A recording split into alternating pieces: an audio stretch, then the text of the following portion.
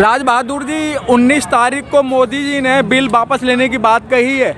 क्या लगता है कि मोदी जी अब किसानों के बारे में पसीज गए हैं? मैं आपके चैनल के माध्यम से बताना चाहता हूँ कि कम से कम उनको सद्बुद्धि तो आई, 12 महीने आई, और आज उन वीर जवान जो हमारे किसान शहादत दिए हैं उनके सच्ची श्रद्धांजलि और बाबा भीमराव अम्बेडकर जी का संविधान का जिंदाबाद हुआ। इसलिए उनको सद्बुद्धि आनी चाहिए और साथ ही साथ MSP पे आगे हमारी लड़ाई, अभी तो ये जुमलेबाजी है। जैसे उन्होंने सब कुछ 15 लाख ये दुनिया भर का झूठा जुमला छोड़े थे, उसी तरह अभी ये इलेक्शन का माहौल है, इसलिए उन्होंने इसको जुमले की तरह छोड़ दिया कि किसान सरल स्वभाव के होते हैं, सीधे साधे होते हैं, हमारे बहकावे में आके फिर से वापस चले जाएंगे, बॉर्डर को खाली कर जाएंगे। एक बार खाली कर देंगे तो दोबारा ये फिर बॉर्डर पे जमना इनका मुश्किल हो जाएगा। तो किसान इतने भोले नहीं हैं। किसान ने 12 महीने में इनकी हर हरकत से वाकिफ हो चुके हैं, कहीं कोई कुछ बचा नहीं है। और उत्तर प्रदेश का इलेक्शन आया है, इसलिए ये एक नया जुमला छोड़े हैं। तो मेरा कहना है उत्तर प्रदेश में तो बहुत बुरी हाल है। उत्तर प्रदेश में वो जो नर पिशाच बैठे हैं, नर पिशाच से देश बचाना अब भी सबकी जिम्मेदारी है। आज किसानों पे प्रहार हो रहा, आगे आने वाले समय में सबकी बारी है।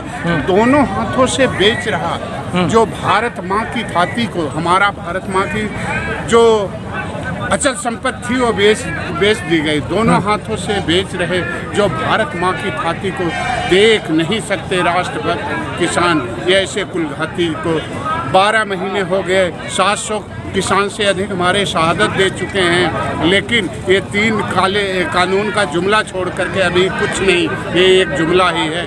इसलिए उन किसानों को जो 700 किसान हमारे शहादत दिए हैं, जब तक उनको शहीद का दर्जा और 1 करोड़ रुपया, और अभी ये 3 MSP पे कानून नहीं बनेगा, ये 22 क्या, हम 24 तक ही ऐसे बैठे रहेंगे, हटने वालों में नहीं है। राज बहादुर जी, अभी तक तो आपसे सरकार बात करने के लिए राजी नहीं थी, लेकिन मोदी जी ने अब आपको किसान तो मान लिया ना।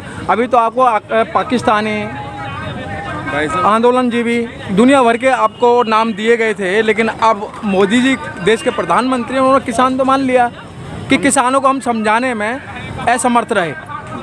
कम से कम इतने 12 महीने के बाद देश के प्रधानमंत्री को 12 महीने के बाद किसान समझ में आ रहे हैं। 700 किसान शहादत देने के बाद तब उनको जो प्रधानमंत्री कहते थे गाड़ी के नीचे कुत्ता बिल्ली आ जाए, वो भी दुख व्यक्त करना चाहिए। हमारे 700 किसान शहीद हो गए, तो आज तक उनको अब जाके समझ में आई। और मेरे भाई देशवासियों, किसान लोगों, हमें हटना नहीं, हमें लगातार संघर्ष करना है कि जब तक हमारे, और यह किसान उत्तर प्रदेश में, इनको आगे आने वाले समय में उत्तर प्रदेश मुक्त करने जा रहे हैं। क्या मतलब किसानों से मुक्त करना चाह रहे हैं या बीजेपी से मुक्त करना चाह रहे हैं? बीजेपी से मुक्त, बीजेपी मुक्त उत्तर प्रदेश, बीजेपी मुक्त। जब तक भारत नहीं होगा तब तक किसान लगातार संघर्ष करते रहेंगे, हटने वाले नहीं हैं। तो अब तो मोदी जी ने आपकी बातें मान ली हैं, तो आप क्यों परेशान हैं अब? ऐसा है, ये मानना, वो तो जो कह के आए थे उनका मानना कुछ भी नहीं है। इनका तो सिर्फ 3 मिशन है, भाषण, जुमला, जूस, बेच दो, बदल दो, ख़त्म कर दो।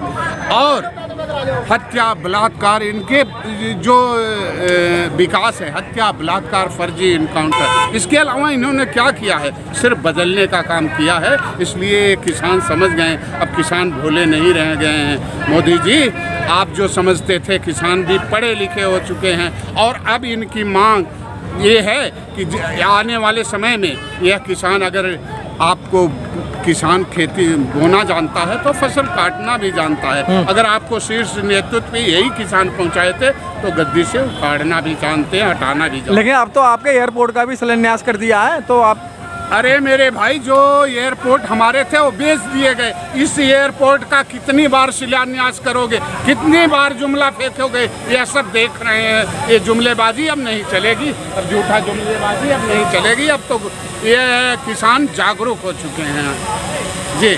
तो क्या लगता है अब आपको कि मतलब आपकी जो मोदी ने कहा है, आज विश्वास नहीं कर रहे हैं आप? विश्वास ऐसा है किसी के, आप ये बताइए, आप ये 12 महीने तक, आज 2014 से 2021 तक झूठ पे झूठ बोले, किस बात का विश्वास किया जाए? क्या हम आपकी माने? हम आगे आप पे कैसे विश्वास करें कि आप हमारे लिए कुछ करोगे? 15 लाख रुपए नहीं मिले आपको?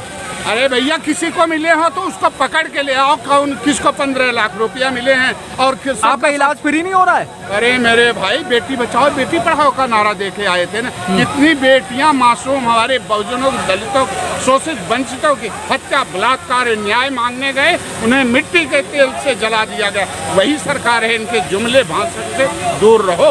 हाथरस में जिंदा जलाई थी, हाथरस में वो दलितों की लड़की हाथरस में जलाई थी। लेकिन वोट तो फिर भी बीजेपी को दोगे आप? कौन? आप जब वो मशीन में ऐसा आंकड़ा कर देगा तो वोट तो बीजेपी को खुद ही जाएगा। बहादुर जी, बहुत अच्छी बात ताऊ ने छेड़ दी है कि जब हार जाते हैं तो आप लोग ईवीएम पे आरोप लगाते हैं, तो अभी तो आपके पास समय है। देखो, ईवीएम हटाओ, देश बचाओ, ये तो ये मिशन में जुड़ा हुआ है। ईवीएम नहीं, ये कहते थे स्वदेशी। आज तक तो मंच पे कोई बोला नहीं ईवीएम के बारे में। ये ऐसा है, इनको तो आप लोगों को लगता है 2014 के बाद जितने इलेक्शन हुए सब में बोला जाता है ये कहे थे स्वदेशी अपनाओ। ईवीएम विदेशी है, बैलेट पेपर स्वदेशी है। हमें बैलेट पेपर से चुना अभी शुरू हो गया, जहां बैलेट पेपर से हो रहा है, इनका सोपड़ा साफ हो रहा है, इसलिए डर गए हैं आने वाले समय में। अभी ये जो सुबह छोड़े हैं कि 3 काले कानून रद्द हो रहे हैं, यह एक जुमलेबाजी। तो राज बहादुर जी, आपको नहीं चाहिए 30 लाख रुपए? नहीं चाहिए? नहीं भैया, अब हम जुमले से दूर रहे। तुम्हारा सारा ऋण माफ कर दिया था फिर?